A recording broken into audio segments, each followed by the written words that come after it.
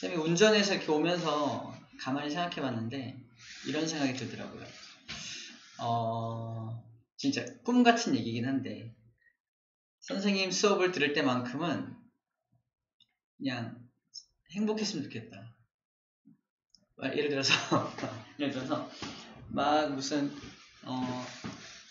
점수, 지금 우리 수업 같은 경우는 막 점수를 따기 위한 수업은 아니잖아. 그냥 미래를 위한 어떤 준비 수업이기 때문에 그냥 재밌게 여기서 놀고, 재료가 공부인 거지. 그냥 재밌게 공부라는 걸 재료로 해서 서로 얘기 나누고 쌤이 막 재밌는 얘기도 해주고 하면서 재밌게 놀다가 1시간 반 동안 놀다가 집에 가면 엄마가 아유 고생했어, 공부하느라 수고했어 이러실 거 아니야.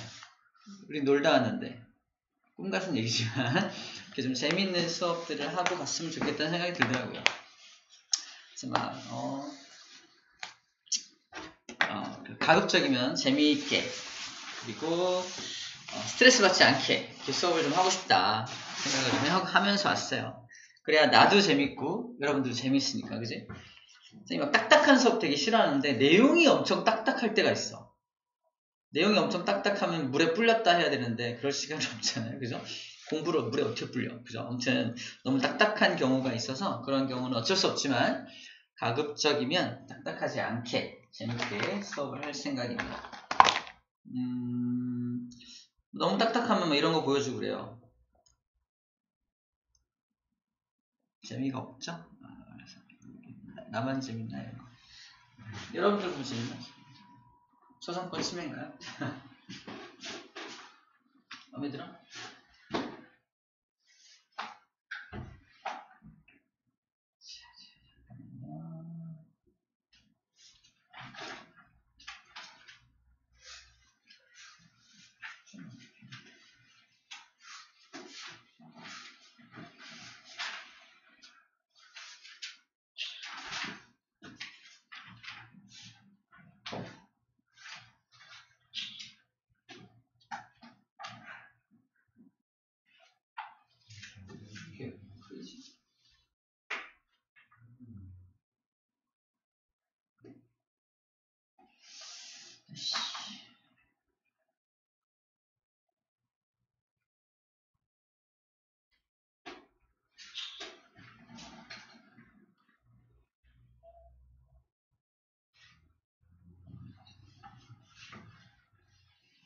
보복 때문에.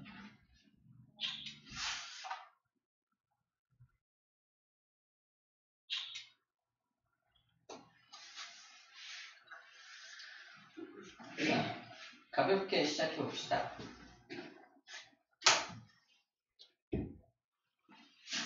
키워줄래?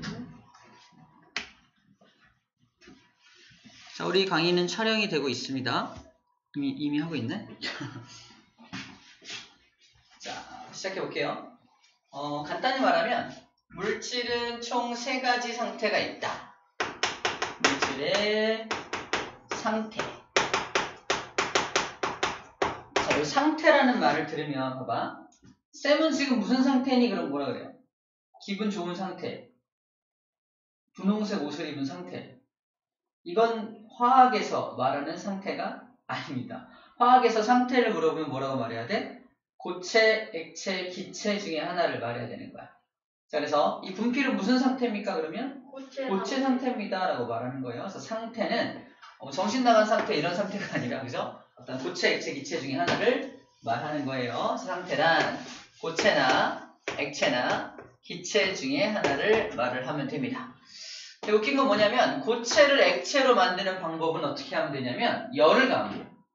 얼음 같은 거 녹인다고 생각하면 돼요. 얼음 같은 거 녹일 때 열을 가하면 녹잖아. 열을 가한다. 자, 열이라는 녀석은 에너지거든요.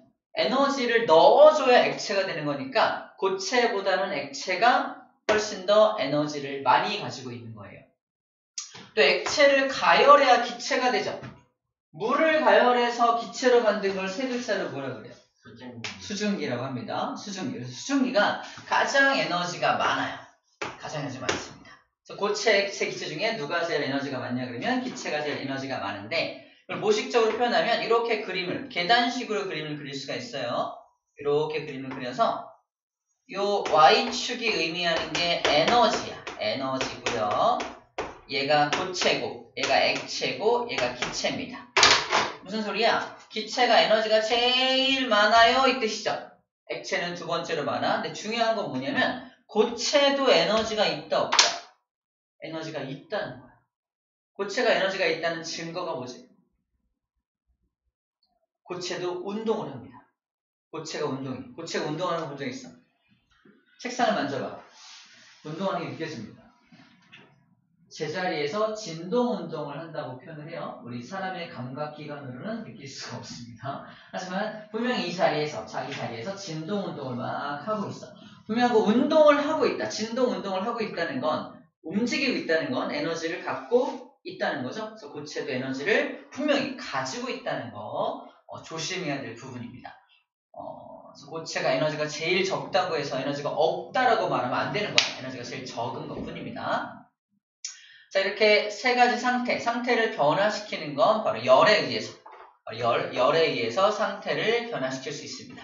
상태를 변화시키는 요인이 뭐냐? 그러면 첫 번째로 열을 이야기할 수 있어요. 열 때문에 상태가 변할 수가 있겠죠. 자, 두 번째로 이것 때문에 상태가 변할 수도 있는데, 좀 여러분들은 얘를 잘 모를 수 있는데 일단 써놓을게요. 압력에 의해서도 상태가 변할 수 있습니다. 떠오르는 예가 있나요? 봐봐. 이게 뭐냐면 지금 흔들고 있어. 잘 될지 모르겠다. 이거 흔들고 막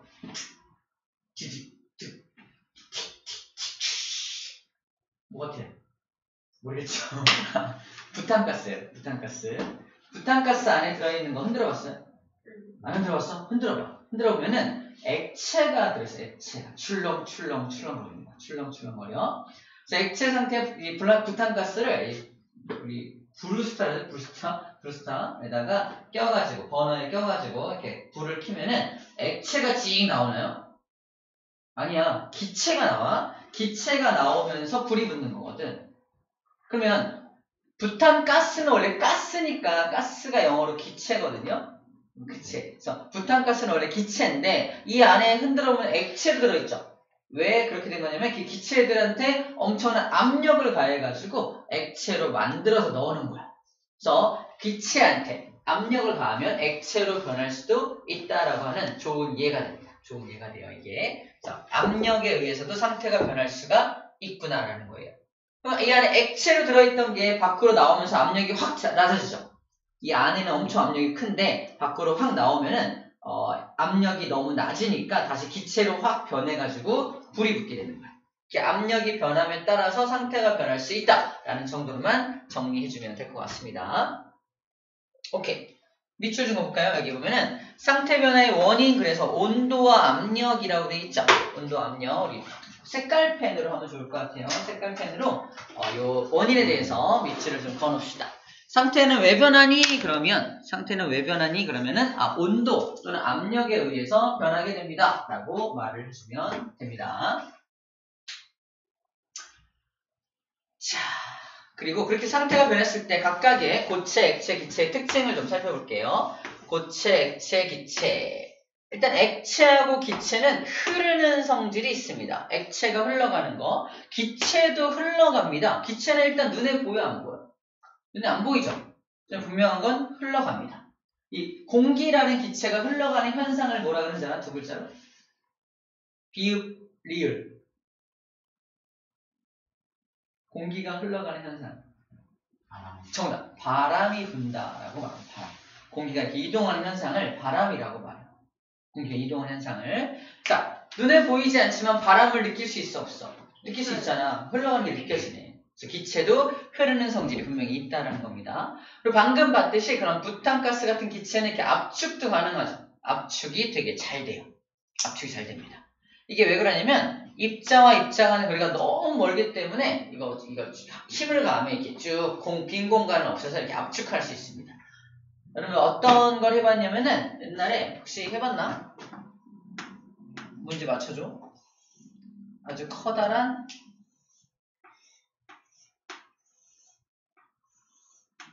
뭐예요? 정답 땡큐. 나 이 피카소 같은 그림을 맞춰줬어. 주사기에다가 공기를 이렇게 집어넣고 나서 앞에를 손가락으로 꽉 막은 다음에 뒤에서 꾹 누르면 눌려 안 눌려? 눌려요. 눌립니다. 눌려요. 기체는 눌립니다. 기체는 이렇게 쭉 들어가. 뭐 끝까지 들어가진 않지만 어느 정도 들어갑니다. 압축이 된다는 얘기야. 압축이 돼. 여기다 근데 만약에 물을 채우고 나서 앞을 막은 다음에 밀면 잘 밀릴까 안 밀릴까? 잘 안 밀려. 액체는 압축이 조금 덜 됩니다. 거의 압축되지 않는다라고 써있잖아. 근데 거의 잘 압축이 안 돼. 만약에 여기다가 나무 토막을 이만큼 집어넣어. 고체 상태. 밀려 안 밀려? 전혀 안 밀립니다. 거의 압축되지 않습니다. 얘도 압축이 전혀 되지 않습니다.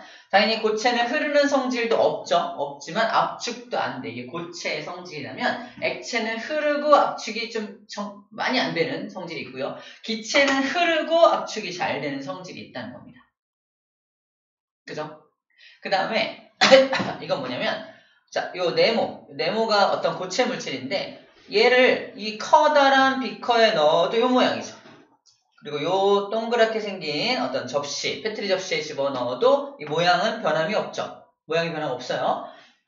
다시 말해서 고체는 담는 그릇에 따라서 모양이 변한다, 안 변한다? 안 변한다. 담는 그릇하고 상관없어. 그냥 자기 모양을 그대로 유지하고 있다는 거야. 하지만 액체 같은 경우는 이렇게 비커에 닿으면 비커 모양, 삼각 플라스틱에 닿으면 삼각형 모양으로 바뀌죠. 담는 그릇에 따라서 모양이 변합니다. 기체는 눈에 보이진 않지만 혹시 보인다면 얘도 흐르는 성질이 있기 때문에 담는 그릇에 따라서 모양이 변할 겁니다. 풍선에 담으면 풍선 모양. 그 다음에 이렇게 이게 뭐야 이게? 뭐죠? 비닐장갑. 비닐장갑에다 공기를 가득 채우고 뒤를 묶어놓은 거죠. 비닐장갑 모양으로 기체가 퍼져 있겠네, 그치? 담는 그릇에 따라, 담는 어떤 용기에 따라서 모양이 변한다라는 성질을 갖고 있겠네요. 자, 얘들은 너무 잘 알고 있죠? 이게 고체들의 예고요, 액체들의 예고요, 기체들의 예입니다. 그죠? 너무 당연하게 우리 알고 있는 얘들입니다. 이건 뭐 어려운 게 없는 거예요. 오케이, 여기까지가 일단은 물질의 세 가지 상태에 대한 소개입니다. 맞춰볼까? 다음 물질은 흐르는 성질이 있어. 거의 잘 압축이 안 돼. 담는 그릇에 따라서 모양이 변해. 누굴까요? 액체죠. 흐르는 성질이 있고 압축 잘 안 되고 모양이 변하고 이런 것들. 그러니까 압축이 잘 안 된다는 이 성질 때문에 액체인 걸 확인할 수가 있습니다. 오케이, 이런 것들 찾아줄 수 있으면 돼요. 어렵지 않죠? 자, 오늘의 관건은 바로 두 번째죠. 상태 변화의 이름들을 외우는 게 오늘의 관건입니다. 상태 변화의 이름 외우는 거. 자, 먼저 상태 변화의 이름을 좀 소개를 좀 할게요. 봐봐. 나와요. 이거 쩔렸네. 자, 요거예요. 자, 고체 있어, 고체. 고체를 열을 가하면 액체가 되죠. 그지? 고체를 액체로 만드는 걸 뭐라고 부르냐면은 융해시킨다 라고 말합니다. 융해. 이 말이 좀 어렵죠? 융해시킨다. 융해시킨다. 그 다음에 액체를 고체로 만드는 걸 응고시킨다고 하고요. 액체를 기체로 만드는 걸 기화시킨다고 하고요. 기체를 액체로 만드는 걸 액화라고 하고요. 고체가 바로 기체가 되거나 기체가 바로 고체가 되는 거, 중간에 액체를 빼먹었죠. 빼먹고 하기 때문에 이렇게 오를 승, 갑자기 확 뛰어오른다는 뜻으로 오를 승자 써서 승화라는 말을 씁니다. 승화된다. 근데 둘 다 승화죠. 그래서 요 승화 같은 경우는 기체가 고체가 되는 승화라고 불러주고요. 요 승화는 고체가 기체가 되는 승화라고 불러줍니다. 그래서 불러줄 때 요 승화는 뭐니? 기체가 고체가 되는 승화요. 요거는 뭐니? 그러면 고체가 기체가 되는 승화요 라고 불러주는 거야. 쌤이 물어볼 거야. 야, 고체를 액체로 만드는 걸 뭐라 그래? 융해요 라고 말할 수 있어야 되고요. 액체를 고체로 만드는 걸 뭐라 그래? 응고요 라고 말해야 됩니다. 기체 액체를 왔다 갔다 하는 걸 뭐라 한다? 액체를 기체 만드는 건 기화요, 기체 액체 만드는 건 액화요 라는 걸 외워줘야 돼요. 금방 외울 수 있겠죠? 외울 수 있겠죠? 잠깐 외울 수 있는 팁을 좀 주면은 이렇게 외우면 좋을 것 같아요. 고체 상태의 어떤 물질을 따뜻하게 만들기 위해서 쌤도 지금 아까 쌤이 이게 어떤 물질을 전자레인지에 넣고서 돌렸어요. 지금 꺼내와야 되는데 안 끝났네. 전자레인지에 넣으면은 하고 들어가죠. 어떻게 들어간다고요? 돌아가. 그래서 고체 상태의 물질이 뜨거워지니까 녹겠죠. 녹는다는 것을 해가 이제 풀릴 해자야. 풀어진다. 돌아가면서 풀어진다. 고체가 액체로 녹는 거죠. 해. 재미없죠? 아무튼 이렇게 녹는 거, 고체가 녹는 것을 융해라고 외워주면 좋을 것 같고요. 액체를 고체로 만든다는 것은 응고 현상이라는 게 고체로 응축된다는 뜻이야. 고체로 응축된다. 응축이 이렇게 굳어지는 걸 말해요. 고체로 응축되기 때문에 응고라고 불러줍니다. 이것도 쉬워요. 액체가 기체화되는 거니까 기화야. 기체가 액체화되는 거니까 액화입니다. 액체화되니까 액화, 기체화되니까 기화. 얘는 아까도 말했지만 중간을 뛰어넘기 때문에 오를 승자 써서 승화된다라고 표현합니다. 자, 이거 잠깐 여러분들 눈에 익히는 시간 좀 가질게요. 다 익히고 나면 쌤이 어떤 예를 딱 주면은 이게 융해인지 응고인지 이걸 맞춰주면 됩니다. 근데 이 이름부터 좀 알아야겠죠? 알아야 합니다. 빨간색은 열을 가했을 때 일어나는 일이고요. 파란색은 열을 뺐을 때, 즉 냉각시켰을 때 일어나는 일이 됩니다. 고체를 액체로 만들려면 열을 가해야겠죠? 빨간색. 그 다음에 액체를 기체로 만들려고 해도 열을 가해야 되겠죠? 고체가 기체로 바로 변할 때도 열을 가해야 됩니다. 혹시 고체가 기체로 바로 변하는 거 본 적 있나요? 베스킨라빈스 가면 주는데. 드라이 아이스. 정답. 드라이 아이스가 고체 상태인데 걔가 이렇게 기체 상태로 바로 날아갑니다. 드라이 아이스가 녹아서 밑에 흥건한 거 본 적 있어? 없어요. 다 기체로 날아가잖아. 밑에 흥건하지 않습니다. 액체가 생기지 않아요. 자, 그런 것들이 승화의 예가, 고체, 기체 승화의 예가 되는 것들이에요. 그럼 바로 한번 해봅시다. 쌤이 예를 들어볼게요. 예를 들어서, 물이 끓어서 수증기가 된다. 다음 중 어떤 거죠? 기화입니다. 물이 끓어서 수증기가 되는 거니까 기화라고 말을 찾아주면 됩니다. 용광로에서 철이 녹아서 쇳물이 된다. 철이 녹아서니까 융해입니다. 용광로에서 철이 녹아서 쇳물이 되는 거니까 융해가 되는 겁니다. 융해된다라고 찾아주면 됩니다. 물이 얼어서 고드름이 된다. 응고가 되겠죠. 물이 얼어서 고드름, 고체가 되는 거니까 응고라고 찾아주면 됩니다. 좀 어려운 거 갑니다.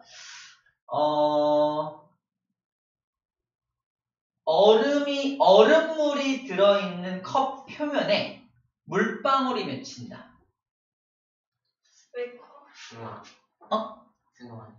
액화, 승화 중에 뭘까?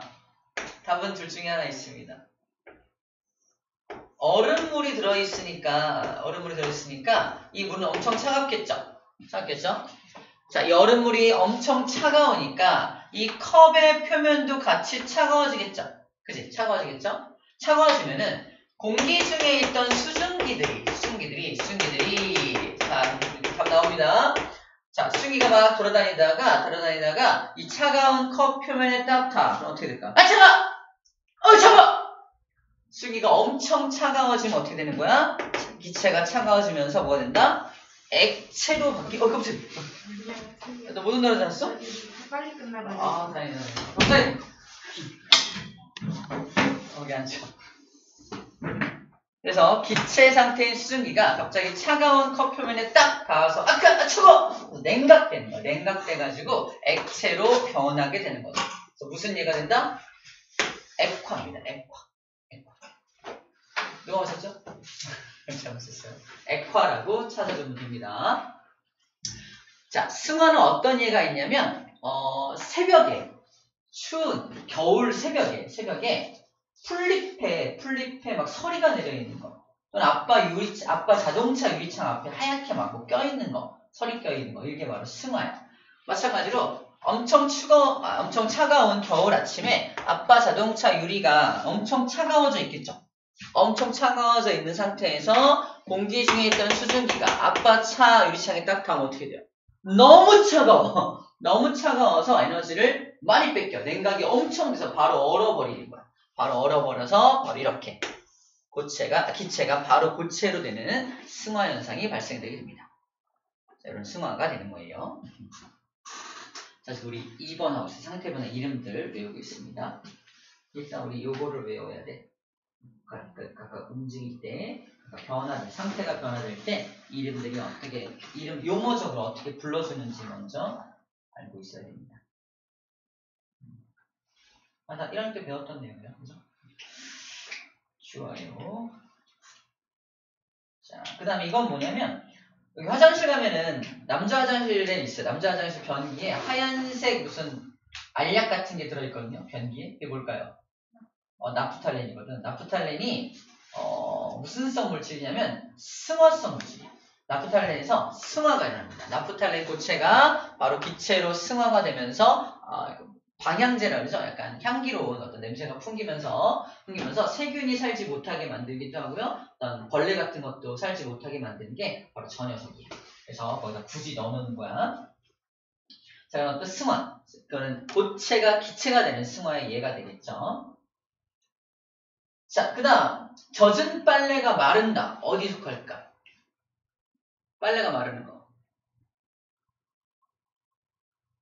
젖은 빨래니까 빨래에 물이 묻어있는 거잖아. 근데 말라버린다는 건 물이 없어지는 거지. 어디로 날아가는 거야?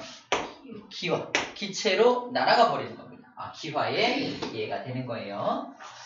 좋아요. 이제 특이한 예를 좀 볼게요. 특이한 예. 이 하나 안에 엄청나게 많은 게 들어있어서 되게 특이한 예라고 불러주는데, 자, 일로 와봐라. 바로 양초예요. 양초. 양초에 A가 있고 B가 있고 C가 있죠. 자, 일단 양초 자체는 고체죠. 고체인데 여기다 불을 붙이면 어떻게 돼요? 고체가 일단 열 때문에 녹겠죠. 녹은 게 A야. A. 다른 말로 이게 촌농이죠. 촌농. 녹은 게 A입니다. 그럼 A로 변하는 현상은 뭐라고 하겠어? 고체가 액체가 되는 거니까 뭐야? 오케이. 융해가 됩니다. 융해. A는 융해 현상이 일어나고 있는 거야. B는 뭘까? B는 이 액체로 녹은 녀석들이 여기 심지라고 하는 걸 타고 이렇게 쭉 올라가. 액체가 심지를 타고 이렇게 올라갑니다. 거기에 불이 붙은 거야. 불이 붙으면 또 열이 가해지니까 이 액체가 기체로 날아가면서 또는 기체가 불이 타서 불이 붙어가지고 기체로 변화되면서 빛을 내고 있는 거야. 맞습니다. 이거는 기화 현상이 벌어지고 있는 겁니다. 기화 현상이 벌어지고 있는 거예요.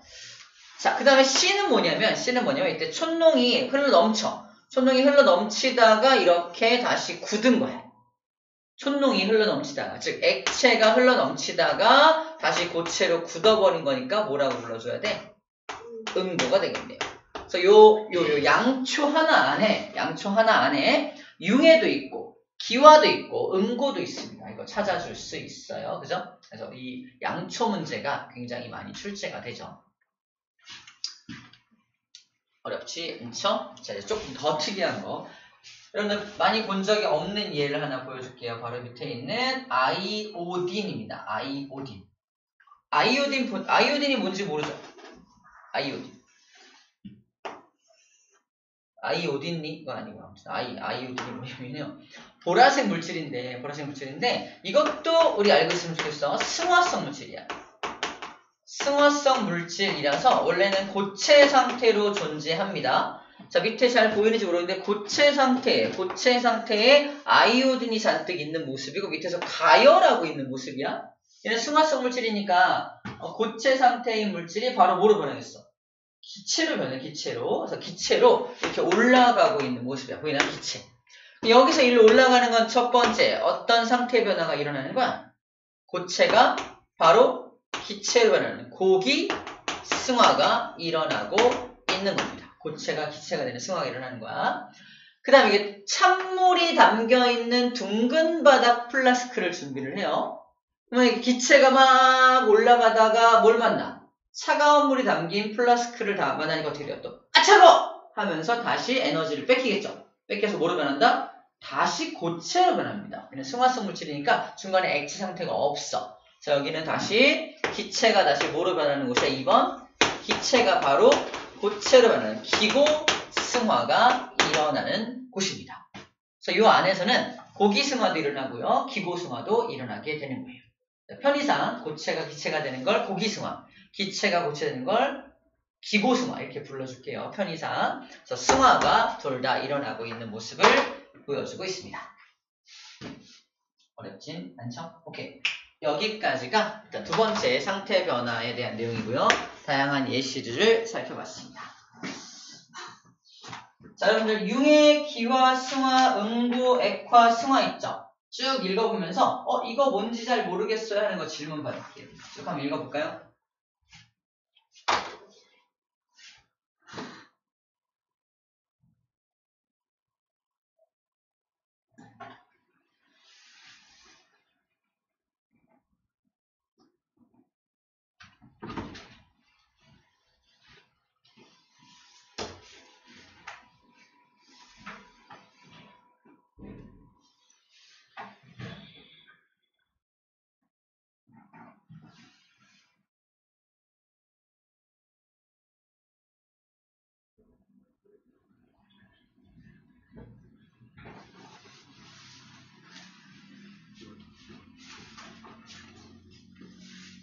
전자레인지 융 돌렸던 거예요.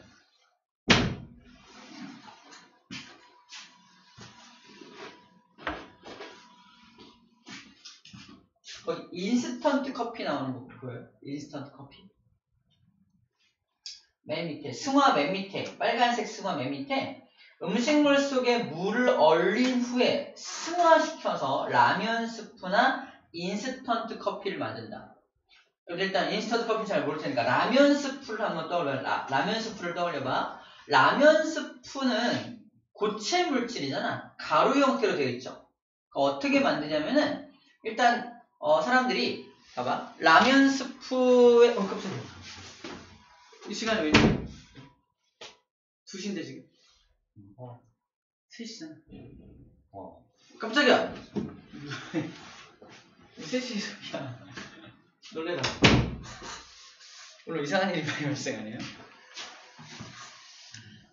자, 일단은 맛있게 양념을 만들어요. 라면 양념 만들어. 양념 만들 때 막 이거 설탕도 넣고 소금도 넣고 막 고춧가루 넣고 막 만들어서 막 이렇게 비벼가지고 물 넣고 비벼가지고 막 이렇게 맛있게 딱 맞아. 이거를 분말 상태, 그 고체 상태의 어떤 그 스프로 만들어야 돼. 어떻게 할까요? 열을 가요? 가열해서 물만 날려보내? 열을 가하면 성질이 변할 수도 있어. 성질이. 그러니까 열을 가한 순간 어떤 거기 들어있는 어떤 그런 양념들의 성질이 변할 수 있기 때문에 맛이 변할 수 있거든. 화학 변화가 일어나니까. 화학 변화가 일어나지 않게 하려면은 이대로 고체로 만들어야 돼. 그럼 그냥 얼리고 나서 라면 스프에 이만한 덩어리로 이게 라면 스프예요. 이렇게 파나요? 안 그럴 거 아니야. 그래서 어떻게 하면 얼린 다음에 이거를 승화시키면 물만 승화되어서 날아갑니다. 승화시키기 위해서 어떤 장치가 필요합니다. 굉장히 높은 압력이 엄청 가해지는 곳에서 거기서 이제 승화라는 현상을 일으키는 어떤 그런 특별한 장치를 이용해서 물만 다 승화시켜서 열을 가하지 않고 승화를 일으켜가지고 물질의 어떤 맛이 그대로 유지가 되면서 분말 상태의 어떤 물질을 만들어내는 거예요. 이때 좀 특이한 공법인데 이거를 동결 건조 방식이라고 해요. 동결 건조 방식. 써놓을까? 어디 말하는 거냐면 여기 말하는 거야. 여기 있죠. 요게 바로 동결 건조예요. 동결 건조 방식. 얼린 다음에 건조시킨다는 건데 이 건조시킬 때 얼린 다음에 건조시키는 거니까 고체를 기체로 만드는 건조 방식이겠죠. 승화를 이용하는 방식입니다. 이렇게 라면 스프도 만들고요. 인스턴트 커피, 엄마가 마시는 이렇게 커피, 가루로 된 커피들도 다 이렇게 만들어내는 겁니다. 열을 함부로 가하면 맛이 바뀌어버리니까 열을 가하지 않고 고체로 만드는 방법을 고안을 해낸 거예요. 자, 나머지는 다 알만한 예들이죠? 어렵지 않겠죠? 좋습니다. 자, 그럼 세 번째, 상태 변화에 따른 입자의 배열은 어떻게 변하나? 바로 본론으로 가볼게요. 입자의 배열 변화입니다. 되게 간단해요. 우리 고체보다 액체가 에너지가 많다며. 액체보다 기체가 에너지가 많다며. 에너지가 많으면 그 입자들이 고체 제자리에서 진동운동 열을 막 가해서 액체로 만들면 좀 더 활발하게 움직이겠죠. 좀 활발하게 움직이니까 자 활발하게 움직이니까 자 입자 간의 거리가 좀 멀어집니다. 입자 간의 거리가 멀어지면 일단 크기가 커져. 고체를 가열해서 액체로 만들면 그래서 크기가 좀 커지는 겁니다. 그래서 입자 사이의 거리가 조금 멀어진다. 여기서 비교적 가깝다. 얘는 매우 가까웠는데 조금 멀어진 상태를 의미하는 거예요. 부피도 약간 커집니다. 또 액체를 또 가열해서 기체로 만들면 더 활발하게 움직일 거 아니야? 그러니까 분자 간의 거리가 엄청나게 멀어지고요. 매우 활발하게 입자가 운동을 할 겁니다. 그때 입자의 배열을 어떻게 말하냐면 얘는 되게 규칙적이야 라고 말을 하고요. 액체가 되면 얘는 고체보다는 좀 불규칙적으로 바뀌었어 라고 말하고요. 기체가 되면 완전히 엄청나게 많이 움직일 거 아니야? 매우 불규칙적이야 라고 표현합니다. 표현법이 아니에요. 표현법입니다. 이렇게 표현을 한다라는 거예요. 자, 그래서 부피를 좀 비교하면 부피가 얘가 가장 작고요. 부피가 조금 올라가고 얘는 부피가 엄청 증가합니다. 자, 액체일 때보다 기체가 되면 부피가 얼마나 증가하냐면 참고로 1800배 정도 증가합니다. 1800배 정도 증가해요. 다시 말하지만 기체는 눈에 보인다 안 보인다? 안 보인다. 기체가 왜 눈에 안 보이는지 알아? 기체니까요. 그러면 안 돼? 봐봐, 여기 선생님 손에 묻은 거 보여요? 뭐죠 이게? 분필가루죠. 분필가루는 무슨 상태야? 고체 상태죠? 이거 눈에 안 보이게 해줄게. 봐봐, 그럼 지금 있죠? 없죠? 보여? 안 보이죠? 그럼 여기 미세하게 날아다니겠지만 안 보이는 이유가 뭐냐면 입자 간의 거리가 가까우면 눈에 보이는데 입자 간의 거리가 확 멀어지면 눈에 안 보이게 되는 거야. 근데 무려 몇 배만큼 멀어진다고? 1800배 멀어지면 이게 보이겠냐? 당연히 안 보이지. 쌤이 요만큼만 이렇게 풀었는데도 안 보이잖아 지금. 그래서 기체가 눈에 안 보이는 이유는 그러합니다. 여기서 드는 의문점. 하늘에 떠있는 구름 눈에 보이니 안 보이니?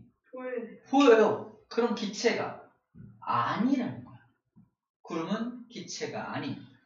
눈에 보이는 건 기체가 아니야. 액체 또는 고체겠네. 그죠? 결론부터 말하면 구름은 물방울하고 얼음 알갱이가 그 안에 들어있어요. 근데 떠있는 이유는 매우 작은 물방울과 매우 작은 얼음 알갱이가 그 안에 들어있기 때문이라는 거지. 제가 말하고 싶은 건 기체는 눈에 안 보이는데 눈에 보이는 것들이 이렇게 떠있잖아. 액체임에도 불구하고 떠있는 거야. 고체임에도 불구하고 떠있는 겁니다. 비행기 날아가는 거 보여? 보이죠? 비행기는 그럼 기체냐? 당연히 아닌 거 알죠? 근데 비행기는 어떻게 떠있는 거야? 고체임에도 불구하고 양력이라는 현상을 이용해서 이렇게 붕 떠있는 거잖아요. 그죠? 어쨌든 그 어떤 기술을 이용해서 고체를 띄워놓은 겁니다. 근데 구름은 어떤 기술이 필요한 건 아니죠. 자기 몸무게를 되게 작게 만들어서 떠있는 녀석이다 라고 생각하면 될 것 같습니다. 근데 안개 같은 경우는 좀 내려와 있죠. 안개도 구름의 일종인데 지표면에 생성되는 것을 안개라고 하고요. 하늘에 생성되는 안개는 구름이라 불러줍니다. 원리는 똑같아요. 근데 안개 입자가 구름 입자보다는 조금 더 크긴 합니다. 실제 크기를 비교해보면 조금 더 크긴 합니다. 다시 정리하면 기체는 그래서 눈에 보이지 않는다. 부피가 엄청 크기 때문에 입자 간의 거리가 너무 멀기 때문에 눈에 안 보인다라고 정리해주면 될 것 같아요. 아시겠죠? 자, 방금 한 얘기가 밑에 그림으로 또 하나 나와 있네요. 부피에 대한 이야기를 밑에서 하고 있습니다. 그래서 이렇게 부피가 엄청 커지는 걸 그림으로 그리고 있습니다. 고체가 액체가 되면 부피가 살짝 증가하고요. 액체가 기체가 되면 엄청 증가하죠. 엄청나게 증가합니다. 당연히 고체가 기체로 바로 변할 때도 부피가 엄청 증가하겠네요. 엄청나게 증가하게 되겠네요. 그래서 부피가 엄청나게 증가한다. 가열하는 경우에는 당연히 증가하게 될 거고요. 반대로 냉각하면요. 얘를 냉각하면 부피는 당연히 줄어들게 되겠죠. 입자 간의 거리가 멀었다가 냉각하면 입자들의 운동이 둔해지니까 서로 가까워지는 거야. 왜 가까워지냐면 입자의 운동이 너무 강하면은 서로 잡아당기는 중력이라는 게 있는데 중력을 이기고 서로 엄청 멀 수 있는 거야. 근데 이게 에너지가 떨어지면은 중력 때문에 이렇게 가까워지는 겁니다. 그래서 입자 간의 거리가 점점 가까워져 에너지가 적어지면은 냉각하게 되면은 부피는 감소하게 됩니다. 다시 가열의 경우는 융해, 기화, 승화, 고기승화가 가열하는 경우의 상태 변화이고요. 가열하는 경우에 입자의 배열은 방금 봤죠? 점점 불규칙하게 변해갈 거고요. 입자의 운동도 점점 활발해질 겁니다. 입자 사이 거리 점점 멀어질 거예요. 그죠? 냉각은 그 반대가 되겠네요. 완전 세상의 모든 물질은 다 이 원리를 따라 단 딱 하나만 제외하고 누구? 물입니다. 물만 예외적으로 달라요. 생각해봐. 물을 준비해. 액체 상태의 물을 준비한 다음에 원래 얘를 냉각하면은 고체가 되면 부피가 줄어들어야 되잖아. 그치? 근데 물을 페트병에 가득 넣고 또는 유리병에 가득 넣고요. 냉동실에 얼려면 어떻게 될까요? 페트병에 가득 넣으면은 페트병이 빵빵해지고요. 유리병에 넣으면 엄마한테 혼나요. 왜죠? 깨지거든요. 유리병 엄청. 그래서 깨져버리거든요. 이게 무슨 말이야? 얼음 같은 경우는 액체 상태의 물을 얼음으로 얼리면 오히려 부피가 증가한다는 겁니다. 왜 그러죠? 입자의 배열이 좀 남달라요. 얘는 그냥 입자의 배열이 가까워지기만 하잖아. 근데 물 분자 같은 경우는 특이하게 입자의 배열이 이렇게 달라집니다. 자, 일반적인 물질과 물을 한번 비교해 볼게요. 일반적인 액체입니다. 하나, 둘, 셋, 넷, 다섯, 여섯 개. 하나, 둘, 셋, 넷, 다섯, 여섯 개.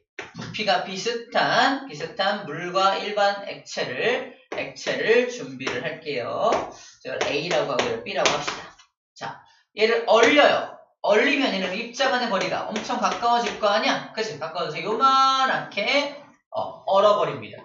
하지만 물 분자 같은 경우는 좀 특이해서 얘를 얼리면 완전 신기해. 하나 얼 때 팅 하면서 이렇게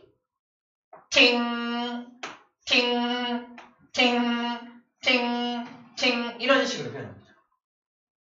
육각 구조를 형성하면서 얼어요. 육각형의 구조를 형성하면서 얼어버립니다. 가운데 뭐가 생겨? 빈 공간이 생겨. 가운데 빈 공간이 생기면서 어니까 부피가 오히려 커져버리게 되는 거죠.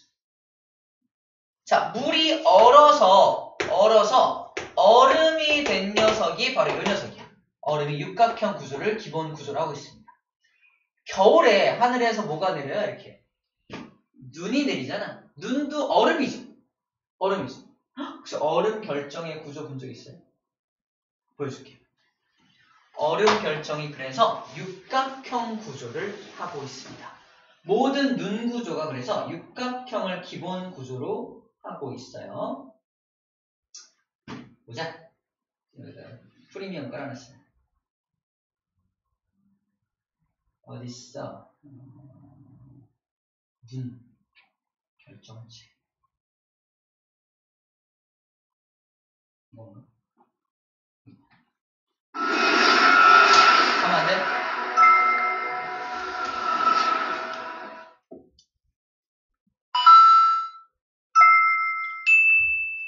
온도가 내려가고 겨울이 되면 항상 기대하는 것이 있습니다. 영어로 스노우라고 불리는 눈이죠. 눈이 오는 풍경을 설경이라고 따로 부를 만큼 예쁘기도 하고 신기하기도 합니다. 우리에게 친숙한 눈은 결정 상태로 확대해보면 정말 신기할 정도로 같은 모양이 없습니다. 도대체 왜 그럴까요? 일단 이 원인을 알려면 눈이 되기 전의 상태인 물에 대해서 알아야 합니다. 생명에 있어서 가장 소중한 물이 기본이죠. 물은 아시다시피 탄소 하나와 수소 둘로 이루어져 있습니다. 그런데 이 물 분자의 각도가 104.5도로 이루어져 있습니다. 각도가 104.5도인 이유는 전문적인 화학 용어로는 옥텟빛과 곡물결합 때문에 그렇게 되는데, 어려운 얘기는 하지 말고 그냥 쉽게 얘기한다면 내부처럼 조립할 때 물은 그런 방향으로 조립되어서 그렇습니다. 물이 열 때는 결국 이 104.5도 때문에 주로 육각형 구조로 얼게 되죠. 하지만 눈의 결정을 보면 큰 육각형 형태도 있고 복잡한 장가지가 있기도 하고 기둥도 있습니다. 기본 구조는 육각형이죠. 이것을 결정하는 것은 기온, 낙하속도, 습도 때문에 그렇습니다. 일본의 물리학자 나카야 오키치로가 연구하여 만든 도표가 있는데요. 온도와 습도의 구간을 어떤 속도로 통과했느냐에 따라 눈의 결정 모양이 달라집니다. 장가지가 복잡한 형상의 눈결정의 경우는 습도가 높은 상태에서 결정 모서리 쪽의 수증기가 상대적으로 먼저 달라붙게 됩니다. 그래서 모서리 쪽이 더 빨리 자라다 보니 가지가 길게 펼쳐 있죠. 사실 길쭉한 장가지처럼 보여도 자세히 보면 그 장가지도 육각의 형태로 자랍니다. 장가지가 복잡하지 않은 육각형판의 눈 결정은 습도가 낮은 상태에서 결정이 잘합니다. 모서리든 면이든 천천히 수증기가 붙다 보니 균일하게 자라서 육각형처럼 커지게 되죠. 그러다 보니 넓은 육각판 형태로 계속 자라나게 됩니다. 육각기둥과 육각바늘의 형태는 아직 정확하게 알려지지 않았지만 기압처럼 압력이 영향을 주는 것으로 보고 있습니다. 장가지와 육각판이 혼재된 눈결정이 보인다면 그건 온도와 습도의 구간을 바람에 날리면서 왔다 갔다 했을 가능성이 높겠네요.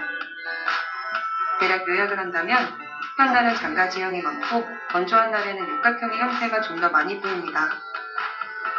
경우에 따라 기압의 변화가 있으면 육각기둥이나 육각바늘 결정도 올 확률이 높아집니다.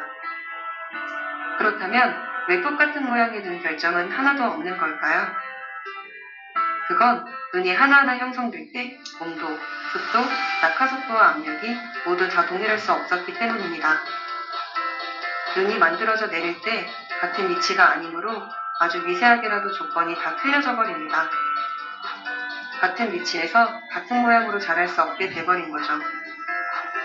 또한 최근 연구에 따르면 어른이 형성될 때 육각형을 만들기 전에 일시적으로 오각형이나 칠각형의 모습까지 보인다고 하니 눈의 결정 모양이 똑같은 확률이 점점 더 멀어지게 됩니다. 사실 눈 결정 잘하는 것과 얼음이 생성되는 것은 유사합니다. 비누방울이 낮은 온도에서 얼음 결정을 만들어내는 영상을 한번 감상해 보시죠. 비누방울이 습한 조건이 되다 보니 장가지 모양을 기본으로 자라나는 것이 보이실 겁니다.